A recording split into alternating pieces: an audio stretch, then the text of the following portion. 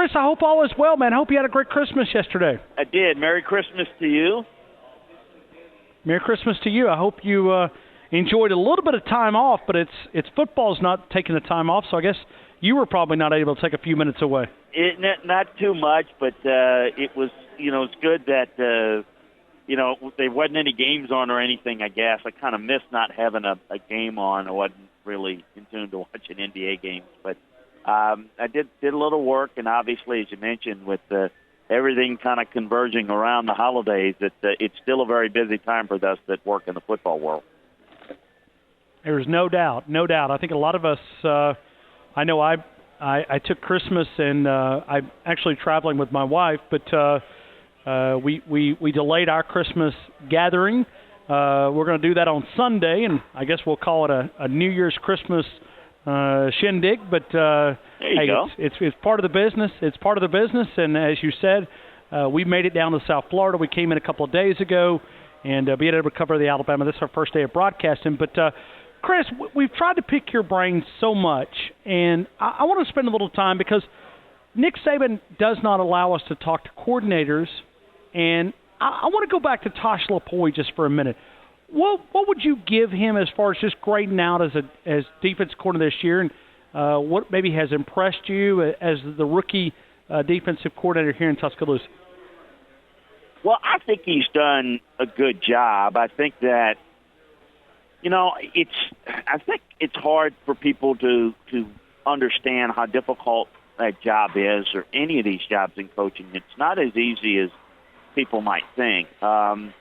And I think when you're kind of new into making calls, making adjustments on the fly, it's a different discipline.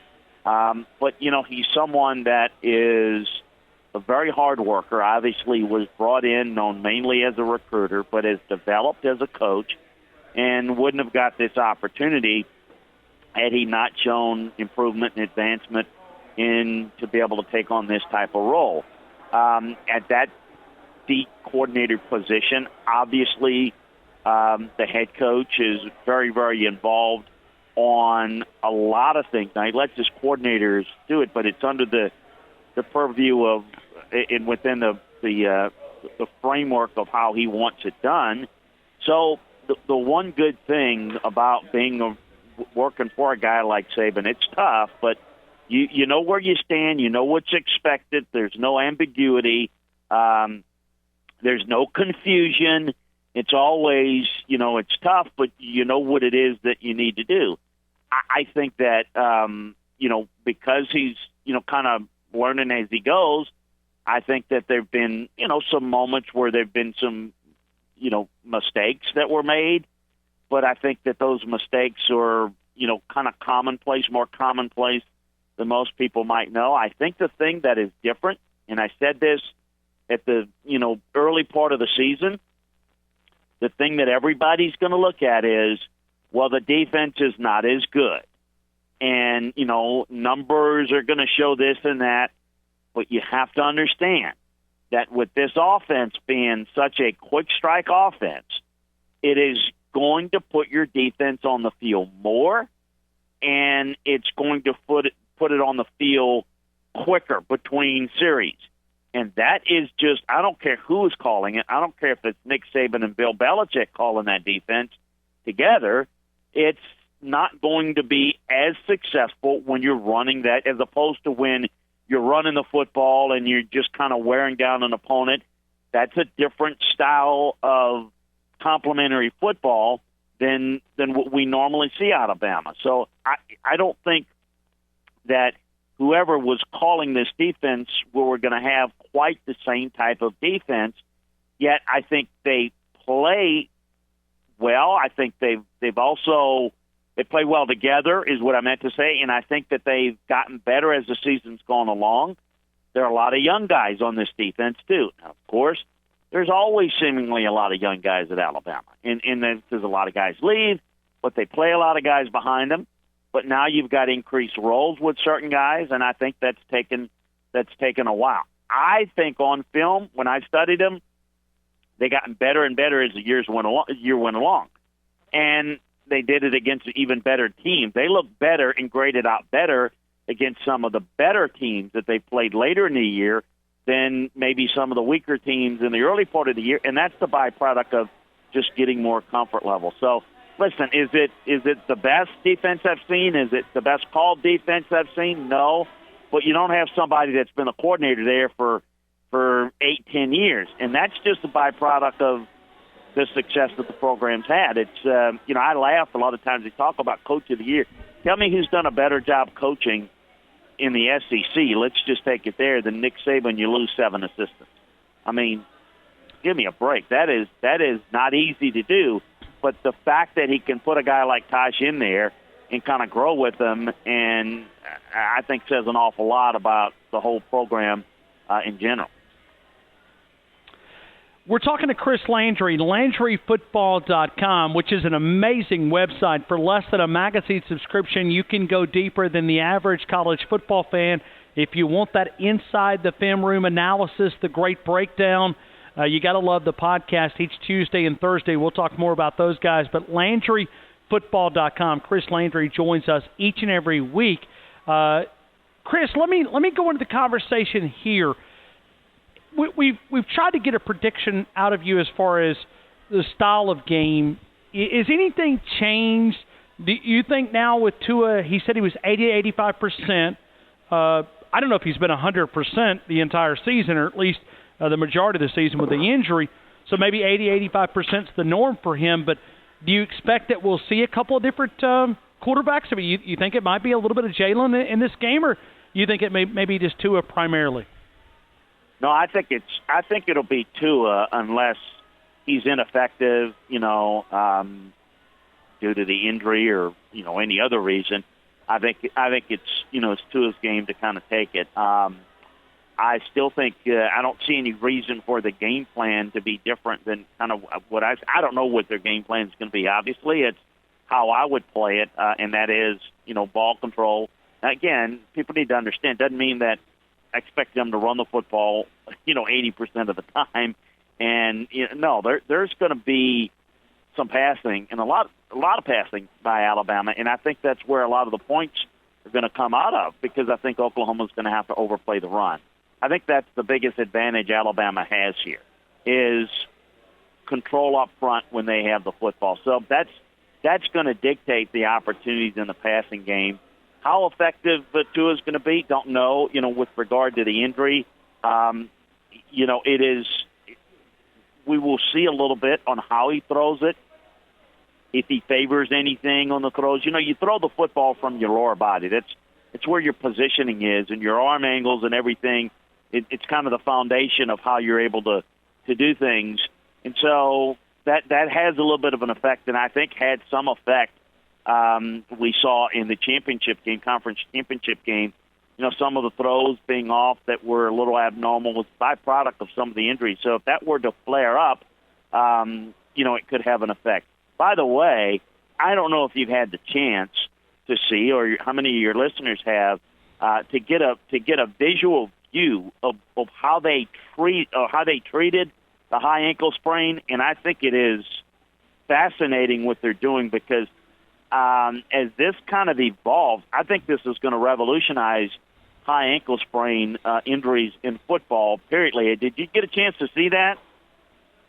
I did, and I was blown away. It's fascinating for the listeners. The two bones where the high ankle sprain, the bones, it's the tendon that basically kind of gives and it stretches abnormally, and it takes it's normally a 12-week injury to heal.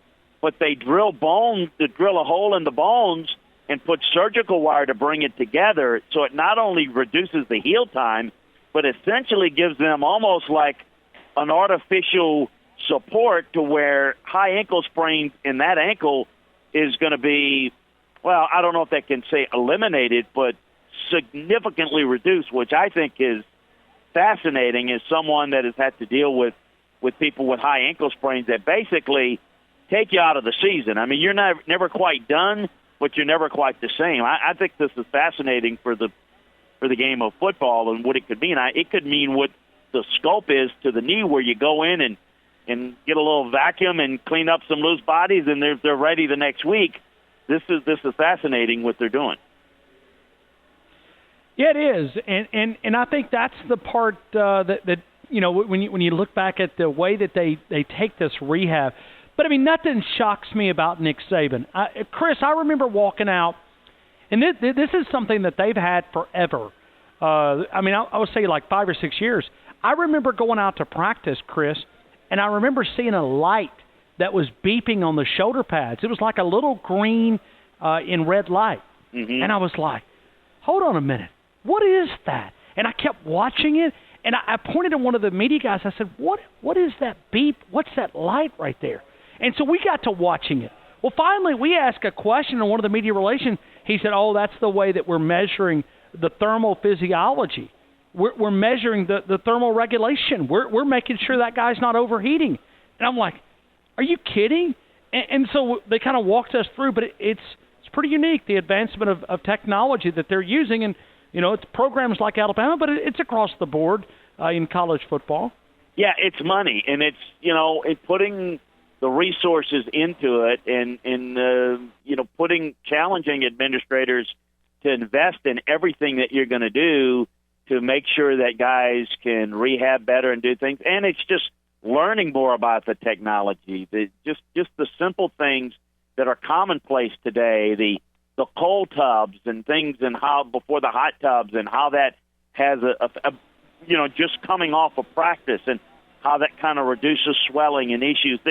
They're learning a whole lot more, and but just to the advancement of things like this is, the body really wasn't made for football. Certainly not knees weren't really made for football, and as guys are getting bigger and stronger, it's putting more stress on the tendons and ligaments, because you can't make your tendons and ligaments stronger. You can make the muscle around them stronger, but we still have a lot of these tears and things, and better ways to prevent it, better ways to make things better is, allows you to play football more, and it helps a player, and it obviously helps the team when you can help the player.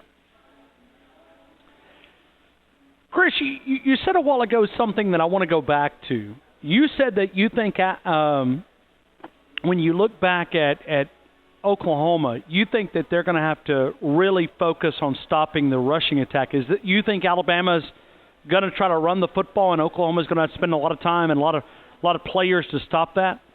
I think they're going to have to. I think that they're going to have to play a lot of 8-man fronts to slow down Alabama's run, and I think if they do that and begin to cheat guys in the box, that's where Alabama's going to work the passing game and get some real matchup advantages. As I said before, that's where I think, they can be attacked. Now, I think you can throw the football on Oklahoma, but as I said before, why do you really want to get into an up-and-down shootout game when you can control the football and keep their offense off the field? I think that they'll be able to run the football on Oklahoma's front. So I think Oklahoma's going to focus on trying to make some third and longs, try to bring some blitz pressure, take some chances, and that to me I think is going to be their formula of attack. And I think that Alabama will kind of be patient with it, kind of feel it out, and they'll have some big plays to be made in the passing game. But I expect them to get some points, Alabama to get some points out of the passing game, and then ultimately win the game with the running game on offense. That to me is going to be significant. It ought to be real interesting to see what Alabama does defensively. I think they'll play a lot of two deep man under, but I think they'll play some zone, particularly with the run ability of the quarterback. That is something that they want to be cautious about how they play it and make sure that they do a good job of pattern matching, but also making sure that they can play contain on the quarterback. You think Oklahoma's offense is going to look like the typical Oklahoma offense? I mean, they've had a record-setting year out in Norman. You talk about average points per game is higher than anybody. I mean, that's a couple points higher than Alabama. But do you think that will look like Oklahoma's offense? Do you think they'll have that much success, or do you think Alabama's defense is going to give them something maybe they haven't seen all year?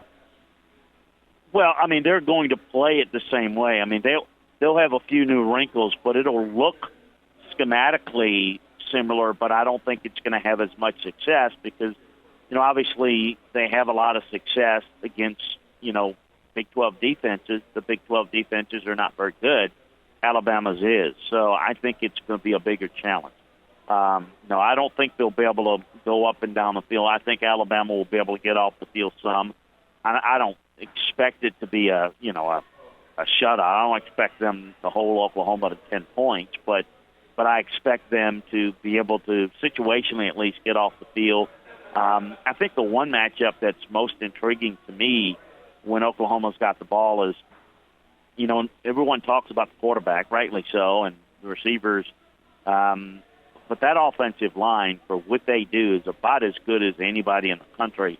And so being able to bring pressure, base pressure against that front is going to be interesting and see if they can force the ball out quickly, limit some of the deeper routes.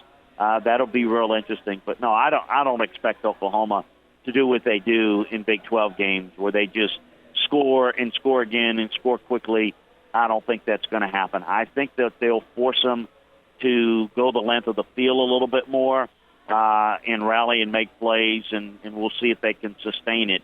But I don't see it being that successful. And in particular, Ryan, if Alabama's able to run the football, control the game, and get up, then that will tend to frustrate an offense that doesn't have the ball enough. In other words, you end up and you're looking up and you're down and you're an offensive team. You know you got to score every time.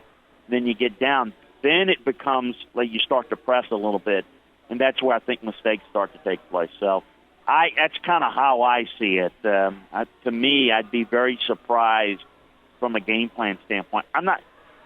For example, most people think, well, take the over in this game because Alabama can score and Oklahoma can score, and I don't see it that way. I see it less than what the total number is. I think that Alabama is able to control the game a little bit more at the line of scrimmage and reduce Oklahoma's possession. Not a shutout, but I don't expect it to be a 60-40 game like some people are predicting.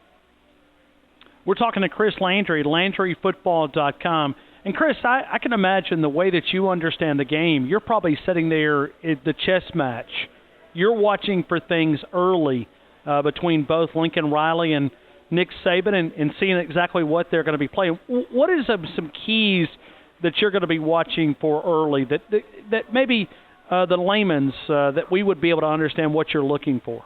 Well, okay, let's say a lot of folks will be watching on TV, so what you can see on TV sometimes is limited. But when Alabama's got the football, count up the numbers in the box defensively for Oklahoma. How many guys are playing between tackle to tackle in the box? How far from the line of scrimmage they are. Count those numbers. That's going to dictate where the ball is going to go, whether it's going to be a run, whether it's going to be a pass, a quick pass. If they play a lot inside and pinch inside, then Alabama will throw a lot of screens, try to get some one-on-ones, high percentage passes. But look at those numbers and count those numbers.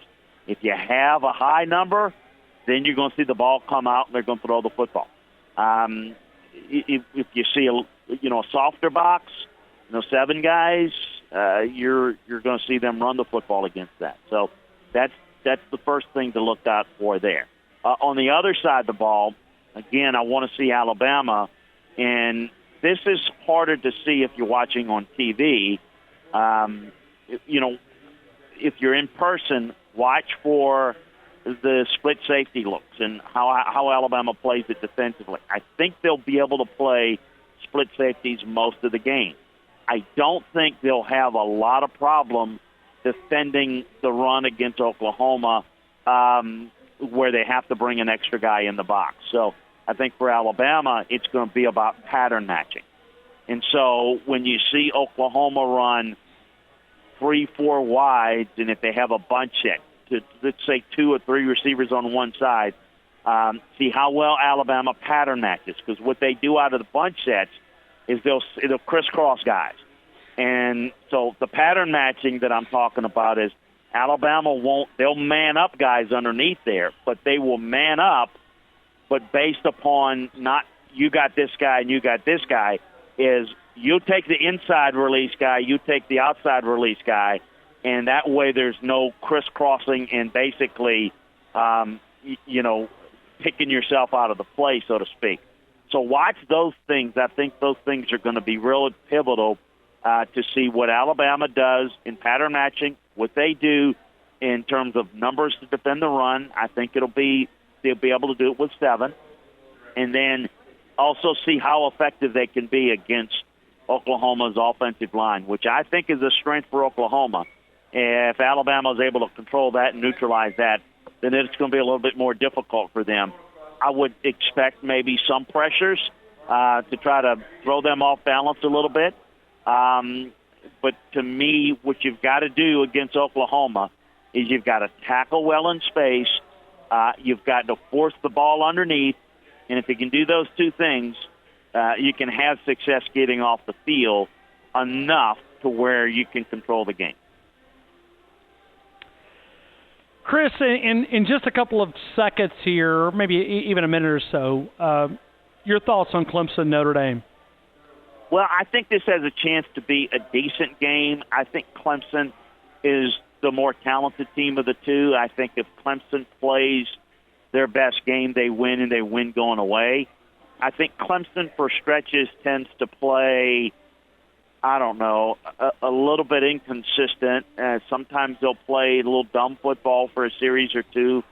Can't quite figure it out at times, and that's on either side of the ball where they'll give up some big plays. I think this Notre Dame team is really solid. I think defensively they do a good job up front. I think they do a good job on all three levels, quite frankly. They're well-positioned. They're physical. Offensively, they block well up front. They've got a good running game. The quarterback can throw the football. I think this is a good Notre Dame team that if Clemson doesn't play their best game, I think Notre Dame can really play Clemson well. I look at Clemson and think that, they've got a very good defensive front. They're going to be down one guy, I know, but they're still very talented. They can put a lot of pressure and provide more speed defensively than Notre Dame sees week in and week out. And I think offensively, Clemson just has really good running game with Etienne. And Trevor Lawrence seems to play anything but like a freshman quarterback. He's got tremendous arm talent. And they have ways that they can beat you with tempo. So I think Clemson's the better team here, and it'll be up to them. If they play a clean game, they win going away. If not, I think they may take it into the fourth quarter before they can put them away. LandryFootball.com. Learn what the NFL teams and college programs already know by joining LandryFootball.com today. And now get an even greater holiday discount. And, Chris, I would assume that holiday discount, even though we're a few hours past Christmas, is still valid there? Yes, it is. We got it through the first of the year. So, yeah, it's maybe if you're not happy with you feel you didn't give somebody something, it's a great opportunity. We got that holiday discount. Absolutely. You get all the remaining bowl games, all the NFL season, but, even more importantly, all the recruiting breakdowns, which we're going to continue to do through this second signing day. And then obviously free agency, the draft, everything that we do in covering and breaking down the college game all off season.